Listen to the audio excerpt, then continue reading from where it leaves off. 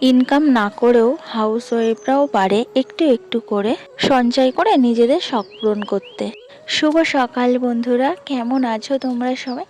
আশা করছি যে যেখানেই আছো কাছে দূরে সবাই খুব ভালো আছো, সুস্থ আছো।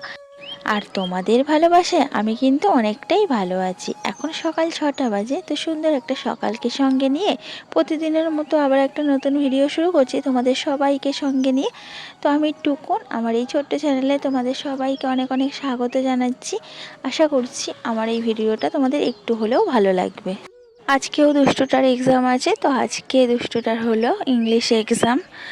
তো ওকে একেবারে ডেকে নিয়ে চলে এসেছি ওপরে, আর এক্সাম রয়েছে বলে ওকে কদিন সকালবেলায় উঠতে হচ্ছে।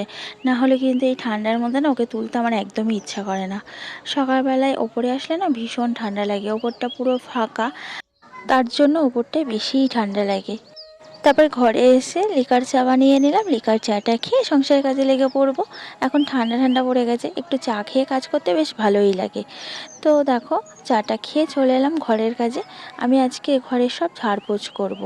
তো অ্যাকোয়ারিয়ামের গায়ে ধুলো পড়েছে, অ্যাকোয়ারিয়ামটা ভালো করে পুছে নিলাম। অ্যাকোয়ারিয়ামের জলটা পরিষ্কার করতে হবে, তো আর থাক 2-3 দিন পর করব। আর এখানে মানি প্ল্যান্ট গাছটার কয়েকটা পাতা শুকিয়ে গেছিলো, পাতাগুলো আমি ছিঁড়ে নিলাম, ফেলে দেবো। তারপরে খাটের রেলিংগুলো ভালো করে পুছে নিচ্ছি, খাটের রেলিংগুলোতেও অনেক ধুলো পড়েছে। 2-3 দিন হয়ে গেল পোছা হয় না, একটুও সময় পাচ্ছি না, কি করব বলো। তার জন্য পোছাও হচ্ছিল না। তো খাটের রেলিংগুলো দুপাশটাই ভালো করে আমি পুছে নিলাম, আর দেখো কত সুন্দর চকচক করছে। তারপর আলমারিটাও পুছে নিলাম। আলমারির কাজটাতে তো দুষ্টু সব সময় হাত দিতেই আছে। আর কি বলতো, দুষ্টুটার না একটা বাজে বদ অভ্যাস আছে, ও ভিজে হাতটা আয়নার উপরে ছাপ দেবে। তো আলমারির কাজটা না পুরো দাগ হয়ে যায়, তার জন্য পুছে না নিলে ভালো দেখা যায় না। তারপরে এই যে টেবিলটা ভালো করে গুছিয়ে নিচ্ছি, সব লণ্ডভণ্ড করে রেখে দিয়েছে আমার দুষ্টুটা। তো সব আমি জিনিসগুলো ভালো করে পুছে নিলাম, ধুলোও পড়েছিল। আর 1-2 দিন যদি না পুছি এত ধুলো পড়ে, দেখে মনে হবে যেন কতদিন আমার পোছা হয় না। এত ধুলো যে কীভাবে ঘরের ভিতরে আমি বুঝতেই পারি না। তার উপরে উপরে ঘর, কীভাবে যে এত ধুলো আসে কে জানে। তো তারপরে একে একে আমি ঘরে সব কিছুই কিন্তু দেখো পুছে নিচ্ছি। আজকে অনেকটাই সময় পেয়েছি হাতে। তো 8:30 দিয়ে তো দুষ্টুটা পরীক্ষা শুরু হয়েছে, দাদাভাই তো নিয়ে চলে গেছে। আর আমি যাব 9:30-র সময়, কারণ ওর এক্সাম শেষ হবে 9:30টায়। তো দৌড়টা আমি ভালো করে পুছে নিলাম। দৌড়ে দেখো চকের দাগ দিয়ে কি করেছিল, তো দাগগুলো উঠলো না। ভালো করে ভিজে কাপড় দিয়ে পুছে নিতে হবে। আমার ঘর দোয়ার সব গোছানো পোছাপুছি হয়ে গেছে, আর ঝাঁটপাটও দেওয়া হয়ে গেছে। আর এই ব্যাগটা নিয়ে নিয়েছি, আমি নিয়ে যাব। আর আমি কিন্তু পুরো রেডি হয়ে গেছি, দেখো পুরো রেডি হয়ে গেছি। আর কটা বাজে দেখো, 9:30 বাজে। 9:30টায় ওর এক্সাম শেষ হবে। তো যেতে যেতে তো আমার 10-15 মিনিট লেগে যাবে। চলো তাহলে বেরাই,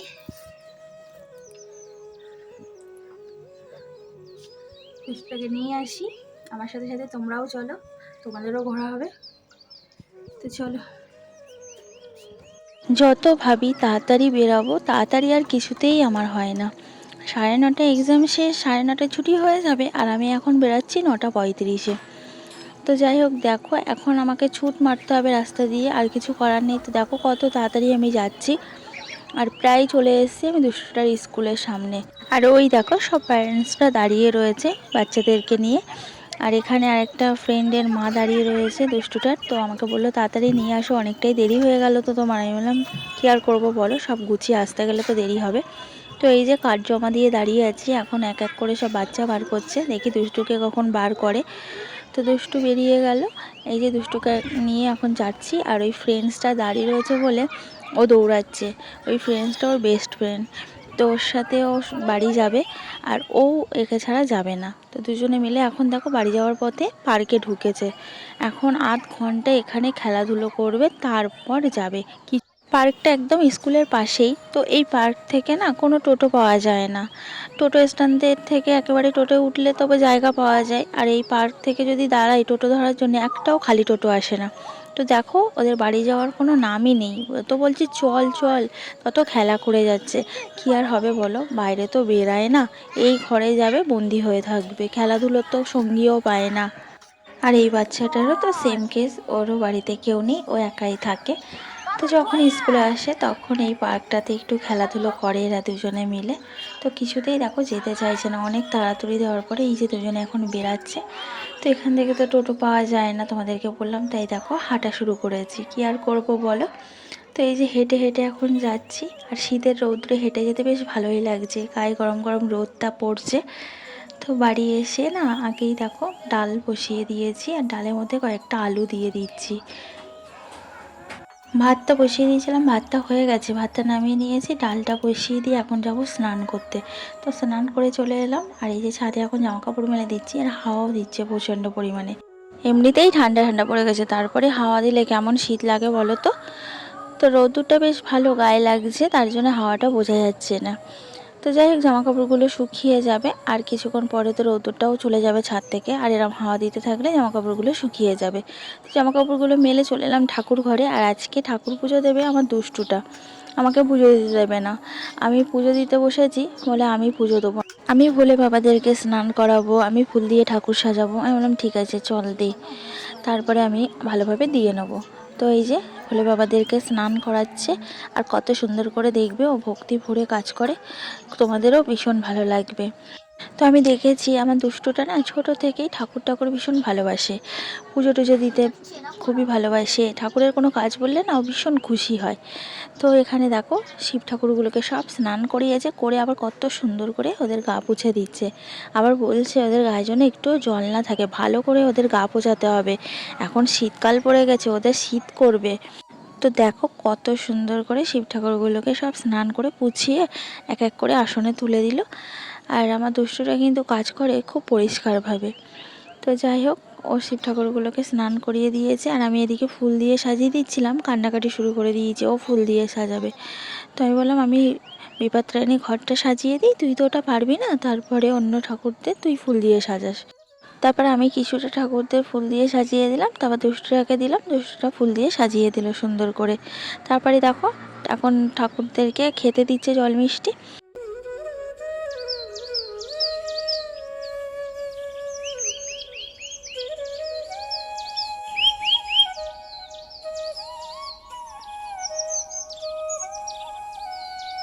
তো সুন্দর করে পুজোটা ও দিয়ে দিল। এবার দেখো নকুলদানার কৌটো নিয়ে পালাচ্ছিল, নকুলদানা খাবে বলে। আমি ভীষণ বলে দেখি হাতে নকুলদানার কৌটো, আমি আবার নকুলদানার কৌটোটা হাত থেকে নিয়ে ওকে আবার 3-4টে দিলাম। ও নকুলদানা খেতে ভীষণ ভালোবাসে। তারপরে বাকি পুজোটা সেরে নিলাম, আরতিটা করে নিলাম, প্রদীপ জ্বালিয়ে ধূপ জ্বালিয়ে শঙ্খ বাজিয়ে ঠাকুর পুজোটা সম্পন্ন করলাম। করে এখন এবার আমি ঠাকুর ঘর থেকে বেরাবো, রান্নাঘরে যাব, ডাল বসিয়ে এসেছি, জানি না ডালের কী অবস্থা। এসে দেখি ডালটা হয়ে গেছে, তো ডালটা সোমবার দিয়ে নিলাম, দিয়ে এখন একটু হালকা মিষ্টি দিয়েছি, দিয়ে ফুটিয়ে কিছুক্ষণ নামিয়ে নেবো। তারপর রান্নাঘরে এসে একটা ডিম ভেজে নিচ্ছি দুষ্টুটার জন্য, দুষ্টুটা তো মাছ খায় না, আর আমি আজকে আমুদি মাছ ভাজা করব ডালের পাতে, তার জন্য ওর একটা ডিম ভেজে দিলাম। আর এখানে এই যে আমাদের জন্য আমুদি মাছ ভেজে নিচ্ছি, ডালের সাথে আমুদি মাছ ভাজা তো ভীষণ ভালো লাগে।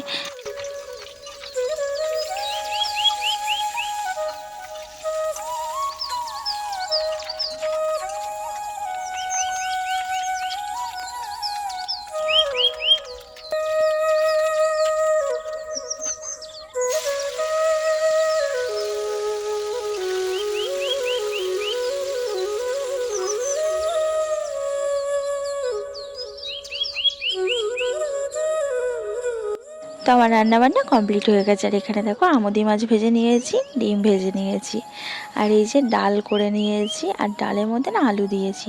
তো আলুটাকে কাঁচা লঙ্কা সর্ষের তেল দিয়ে মাখবো। তো ডাল, আলু ভাতে আর আমুদি মাছ ভাজা, কত সুন্দর খাবার বলো, দুপুরবেলাটা না জাস্ট জমে যাবে। তো যাই হোক, এটাই আজকে দুপুরের মেনু। তো এটা রাত্রেও এটা দিয়েই খাওয়া দাওয়া হবে। রান্নাঘরে আসার আগে দুষ্টুটাকে লেখা দিয়ে এসেছিলাম, দেখি এবার দুষ্টুটা কি করছে। তো রান্না তো কমপ্লিট হয়ে গেছে, একটু ওকে পড়াবো, তারপরে খেতে দেবো। তো এসে দেখি বসে বসে খেলা করছে, তারপরে বকা দিলাম, দেখো এখনও কিচ্ছু লেখেনি। তো এখন দেখো এই যে লেখা শুরু করছে, তো এই লেখাগুলো কমপ্লিট করবে, তারপর ওকে খাইয়ে দেবো।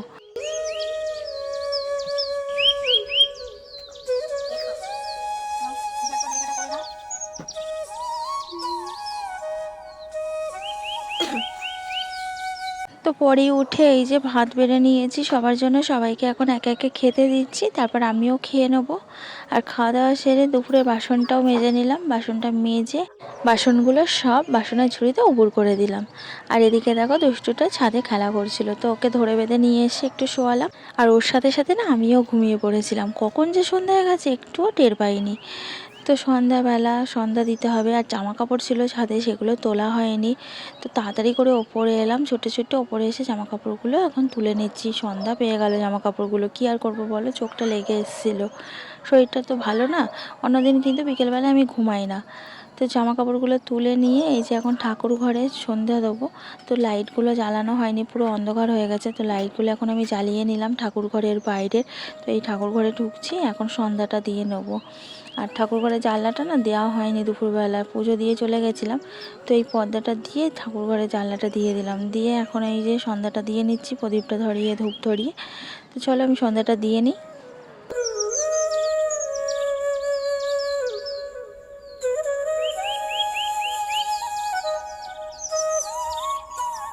ঠাকুর ঘরে ধূপ প্রদীপ দেখিয়ে এই যে একটা ধূপ নিয়ে এখন তুলসীতলায় যাচ্ছি, তুলসীতলায় ধূপ দেখিয়ে ধূপটা দিয়ে দিলাম।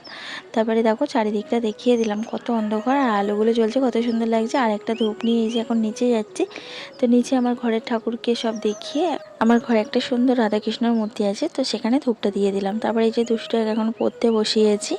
ইনকাম না করেও হাউস ওয়াইফরাও পারে একটু একটু করে সঞ্চয় করে নিজের শখগুলো পূরণ করতে। আমিও কষ্ট করে একটু একটু সঞ্চয় করে কিছু জমিয়েছি। তো শখ আছে একটা জিনিস কেনার, তো দেখি সেই শখটা পূরণ করতে পারি কিনা। তো এভাবেই আমাদের কিন্তু শখ পূরণ করতে হয়। আমাদের তো আর হট করে চাইলে শখ পূরণ করার মতো পরিস্থিতি নেই যে যখনই মন হলো সেটাই কিনে নিলাম, যখনই মন হলো সেটাই শখ পূরণ করে নিলাম। সেটা তো আর আমাদের পক্ষে সম্ভব না মধ্যবিত্ত পরিবারে। তো রান্নাঘরে এসে চা বানিয়ে এই যে আমার মেয়ের স্যারকে চা দিলাম। উনি লিকার চা খায়, চিনি ছাড়া, ওনার সুগার আছে মনে হয়। তো প্রথম দিন দুধ চা দিয়েছিলাম, বারণ করেছিল চিনি ছাড়া লিকার চা দিতে বলতো, তাই লিকার চা দিয়েছি। আর এই যে আমাদের জন্য দুধ চা বানিয়ে নিচ্ছি। তো এখন দুধ চাটা নিয়ে এই যে আমরা নিচে যাচ্ছি, আর দুষ্টুটা দেখো আগে আগে বিস্কুটের কৌটো নিয়ে দৌড়াচ্ছে। আজকে ভিডিওটা তাহলে এখানেই শেষ করছি। ভালো লাগলে লাইক করো আর কমেন্টস করে জানিও কেমন লাগলো। চ্যানেলটা সাবস্ক্রাইব করে আমার পাশে দেখো। সবাই সুস্থ থেকো।